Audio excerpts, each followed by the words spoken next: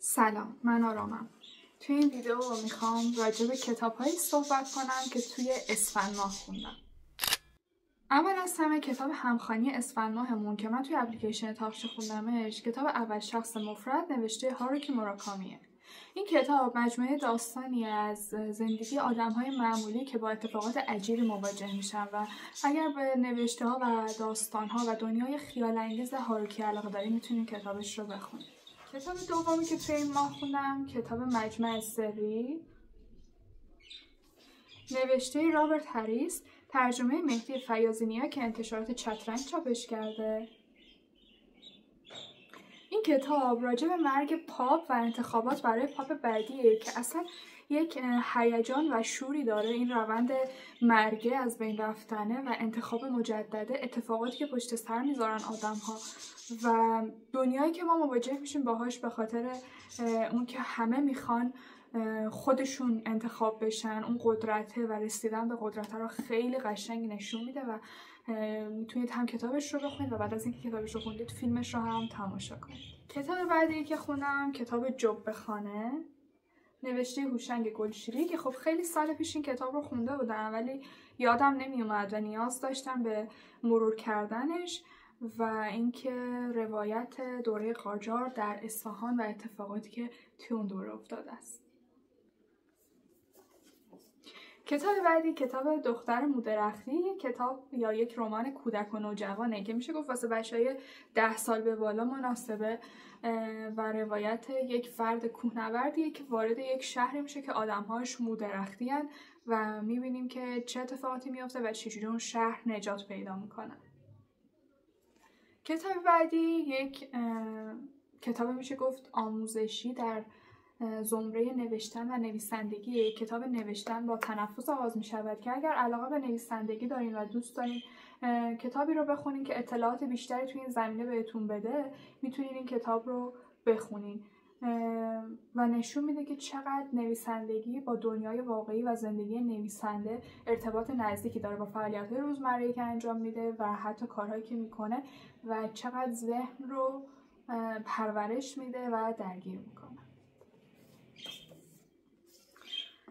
کتاب بعدی کتاب دیگه از خانم آنیتا یارمحمدیه که من کتاب بازدمش رو توی بهمن ماه خونده بودم و این کتاب رو هم پیدا کردم و این رو هم خوندم و میتونم بگم که ناراحتم که خانم یارمحمدی دیگه کتاب ننوشتن و آخرین کتاب هاشون بوده این دوتا.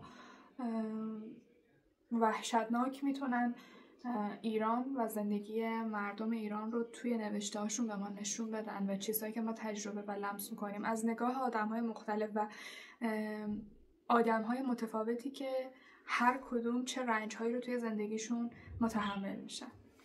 کتاب بعدی کتاب کوچک و سخت که تکه نوشته هایی از یک مادره که راجع به کارهایی که کودکش انجام میده نوشته. یه تیکش رو هم خوندم و توی پیج اینستاگرام گذاشتم. این هم کتاب بامزه‌ای بود. اگر مادر هستین یا نیستین، هر جنسیتی که دارین و هر نقشی در زندگی، به نظرم کتاب بامزه‌ای، نشون میده که چه دغدغه‌های مادرها دارن در رابطه با کودکانشون و چه چیزهایی از کودکانشون میبینن که خیلی جاها ماها نشنیدیم یا ندیدیم ولی مادر عملا اونها رو لمس و تجربه میکنه. کتاب بعدی کتاب شکوفه‌های درخت گیلاسه که نوشته و انتشارات آمود چاپش کرده. میشه گفت روایت زجرها یا سختی‌هایی که یک دختر در زندگیش میکشه، عشق رو تجربه میکنه، تنفر رو تجربه میکنه، مورد آزار و اذیت‌هایی که قرار میگیره و مصیبت‌هایی که یک دختر میتونه توی زندگیش تجربه کنه. شکوفه‌های درخت گیلاس. کتاب بعدی کتاب گم شده و پیدا شده که مواجهه ما رو نشون میده برای برخورد با پول، اینکه چجوری پولمون رو ذخیره کنیم یا از این پول بتونیم استفاده کنیم، چجوری پس انداز کنیم که شاید به قول بعضی از دوستان واسه مایی که توی ایران داریم زندگی میکنیم و هیچ وقت نمیتونیم ذخیره‌ای داشته باشیم و اگر ذخیره‌ای هم داشته باشیم سر خیلی چیزهای ساده اون ذخیره میتونه از بین بره و درآمد یک ماهمون فقط به چند روز اول زندگیمون میرسه. این کتاب به دردمون نخوره ولی کتاب خوبی بود درباره هوش مالی و کنترل کردن پول و چیزهایی که ممکن نیاز نداشته باشیم و تهیه‌شون کنیم. کتاب بعدی کتاب جانهای همدل که نامه‌های ویرجینیا وولف به افرادی که توی زندگیشن، همسرش، دوستانش، خواهرهاش، برادرانش، دوستای نویسنده‌ای که داره، ناشرهایی که هستن و آدم‌هایی که ازشون دعوت میکنه تا به گروهشون بپیوندن، اصلا نمیدونم چی بگم، فوق‌العاده است و تو تازه میفهمی که ویرجینیا وولف کی بوده، چی بوده و چجوری زندگی میکرده، چجوری فکر میکرده. برای من خیلی جذاب بود و این نامه‌هایی که بشر نوشته اصلا دنیاش با تمام نامه‌هایی که شاید تا الان خونده باشیم فرق داره. خود واقعی یک آدم و احساساتش و مواجه شدنش با مسائل و روزمره رو داره نشون میده. این که آقا دارم تو خیابون راه میرم، این ماشینی که الان دیدم چه حسی به من داد، چیزایی که ما شاید توی ذهنمون اونها رو تجربه کنیم ولی هیچ وقت به زبون نیاورده باشیم. و ویرجینیا وولف در نامه برای عزیزان و دوستانش حتی این چیزهای کوچولویی که باشون مواجه میشدن رو مینوشته، ارتباط گیری با کلمات. کتاب‌های دیگه‌ای رو توی اپلیکیشن تاقچه خوندم، مثل نمایشنامه دایوانیا و دیگه چی، هندوانه ها در اینجا میرویند. اسمش درست یادم نمیاد که یک رمان نوجوانه و زندگی یک دختر نوجوان رو داره نشون میده در مواجهه با مادری که دچار اسکیزوفرنی و افسردگی شدیده و خیلی داره تلاش میکنه و فکر میکنه که وظیفشه که یک کاری کنه که این مشکل مادرش حل بشه و به زندگی برگرده. کتاب دیگه یاکوب بود خوندم که خیلی من رو یاد مسخ کافکا و ناتوردشت سالینجر میندازه. سبک نوشتار و حتی محتوای روایت که راجع به یک فردی به اسم یاکوبه که میره یک جایی ثبت نام میکنه، با تمام پولی که داره از خانواده‌اش میکنه و میخواد چیزهای اونجا یاد بگیره و انگار داره دنیایی رو به ما نشون میده که ما براش خرج میکنیم و منتظریم که مستقیما بریم سر یک کلاسی بشینیم و چیزهایی بهمون یاد بده و در ازای پولی که داریم میدیم حتی مثل یک برده برای اون جامعه داریم رفتار میکنیم ولی چیزی به ما داده نمیشه و فقط انگار بهمون یاد داده میشه که چجوری قربانگوتر بشیم. دیگه یادم نمیاد چه کتابی توی تاقچه خوندم. اگه یادم بیاد، روزهای جمعه برای خودکشی مناسب است یا همچین چیزی، تیتر کتاب. حالا عکس کتاب رو میذارم اینجا کنار، میبینین که پیمان هوشمندزاده نوشته، جستاره و صفحات خیلی کمی هم داشت. من این رو دیشب تا صبح خوندمش، یعنی یک هفته طولانی مدت من سردردهای وحشتناکی داشتم.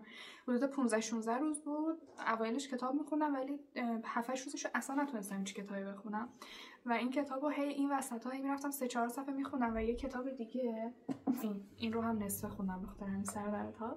نصفه که 15-16 صفحه‌اش رو خوندم. این کتاب و اون کتاب پیمان هوشمندزاده که روزهای جمعه مناسب خودکشی است یا روزهای جمعه برای خودکشی یا همچین چیزی، این دوتا کتاب رو من هی تیکه تیکه خوندم. این یک کاسه گل سرخ خودم تونستم تموم کنم ولی دیشب کتاب همین پیمان هوشمندزاده رو خوندم و تموم کردم و خیلی برای من جذاب بود. این جستارهایی که نوشته توش مواجهه یک نویسنده عکاسیه که هر چیزی رو که میبینه، اون زاویه دیدی که ما میگیم یا اون زاویه نگاهی که میگیم نویسنده یا هنرمند نگاهش به آدم‌ها، زندگی و اتفاقات متفاوته و همین نگاه متفاوتشه که ازش یک هنرمند ساخته. اگر مثل همه آدم‌ها می‌خواست به زندگی نگاه کنه، مسلماً نمیتونست اون اثر هنری رو خلق کنه و یک چیز تکراری شاید خلق می‌کرد. ولی وقتی متفاوت نگاه می‌کنی و متفاوت می‌بینی، باعث میشه چیز نوعی خلق کنی، بنویسی یا عکاسی کنی که مخاطب جذب میشه و این کتاب خیلی این رو خوب نشون داده بود. جستارهایی که پیمان هوشمندزاده در باب کارش نوشته بود، از عکاسی کردنهاش و از نوشتنهاش و آدم‌هایی که توی زندگیش دوستانش هستن و واکنش‌ها و رفتارهاشون نسبت به زندگی. و یک تیکه خیلی قشنگی داشت که میگفت همه آدم‌ها معمولی نیستن، ما آدم‌های خاص هم داریم.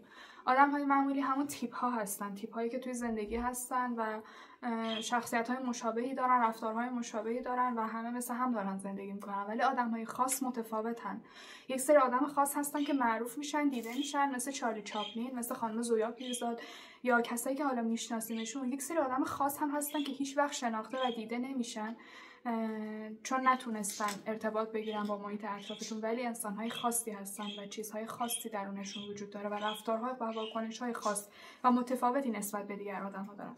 من این تیکه کتابو خیلی دوست داشتم.